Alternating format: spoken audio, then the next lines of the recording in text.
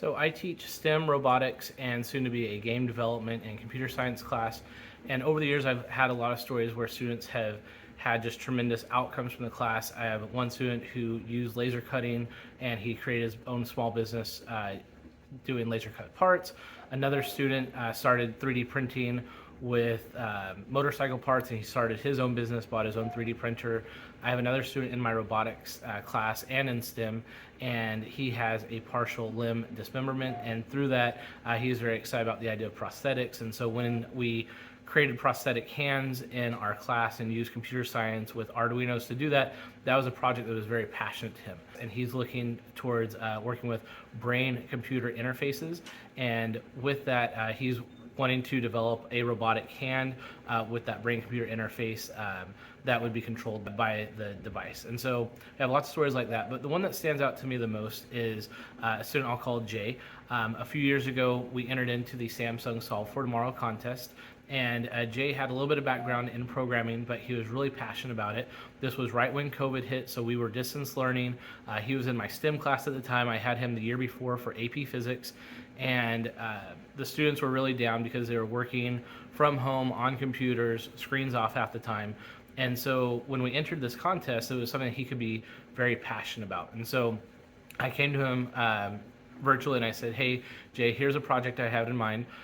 Can you create a device that uses artificial intelligence and machine learning to detect stop signs and stoplights and alerts the driver? So I threw that idea out there, and he said, sure, let me try it. So I got him equipment. He got a Jetson Nano, several other things, Arduino, sensors, and he spent about 50 to 60 hours just learning material. He had a little bit of experience with Arduino, but not much, but 60 hours or so was just into actually learning and not doing any building, not doing anything like that, just learning the material. And eventually a few months later, after putting a total of 100 to 110 hours is what he estimates it to be, he came up with this device that you stick it on the dashboard, detect stop signs, stop lights, so that as the driver approaches one of those things, it will emit a tone to alert the driver, and so effectively it could save lives. So we entered this into the contest, and after making the video and everything, his team came up with in the top 10 nationally. So they ended up receiving about $80,000 to go to the classroom and classroom supplies. And that one just stood out to me because we were in such a dark place at the time from COVID, and yet seeing his experience and seeing how he rallied together a team of engineers and videographers to help him out with that was just amazing to see how he was able to create that impact. Well, fast forward a little bit after seeing the results from the Samsung contest, it's very evident, especially now, to see how computer science and STEM have an impact on the community, on the people around us.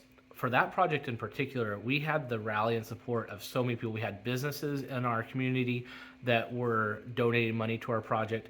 We had people post us on social media because they were so excited to see the project and seeing it come to life and seeing that we were receiving national recognition.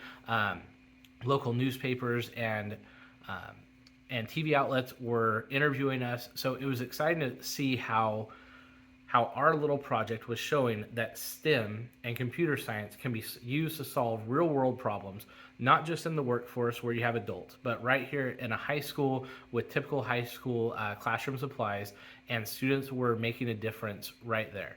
And to see that the community was so supportive of that, was so interested in that, and that's where I really had a shift in focus in my own curriculum, is that, hey, these items, these lessons we go through aren't disconnected.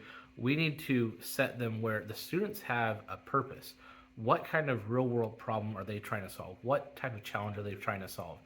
And I find that through that lens, the students are more effective at buying into that authentic audience. They're trying to solve these real world problems, and those are skills that they're developing and going to take over into the workforce later on.